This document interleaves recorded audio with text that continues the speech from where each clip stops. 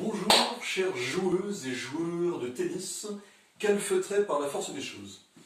Je suis un simple amateur, mais je vais quand même vous donner des petites astuces que je me suis amusé à trouver pour garder votre corps et votre esprit tennistique au chaud en attendant de pouvoir rejouer.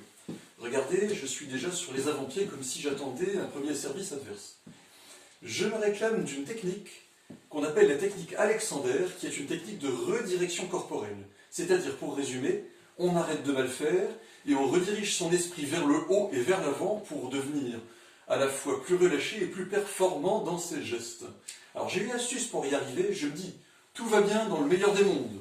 Regardez, mes coudes reviennent le long de mon corps contre ma poitrine, et je me trouve dans une position à la fois panoramique, relâchée et attentive. Alors, deux gestes de base pour bien mettre les muscles du tennis en action, en conciliant à la fois gestuelle du tennis et technique Alexander. Je fais tout va bien dans le meilleur des mondes et j'applaudis. Voilà, cette façon de se préparer, ce sera pour les coups autour du corps, les coups aussi quand on les joue à la volée, au filet. Il y a aussi les coups au-dessus de la tête, mais alors là ça ne marche pas de se positionner comme ça.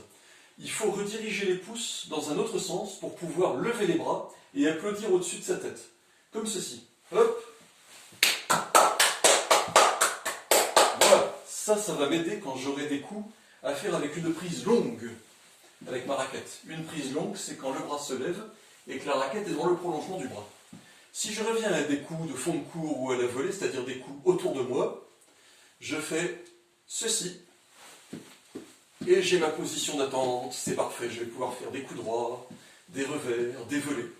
Si maintenant je veux servir ou smasher, je me prépare comme ceci, hop, et je me mets à genoux pour que vous voyez que le bras se lève et que la raquette va pouvoir opérer bien au-dessus de ma tête, même sur les lobes adverses les plus invraisemblables. A très bientôt pour un prochain tuto.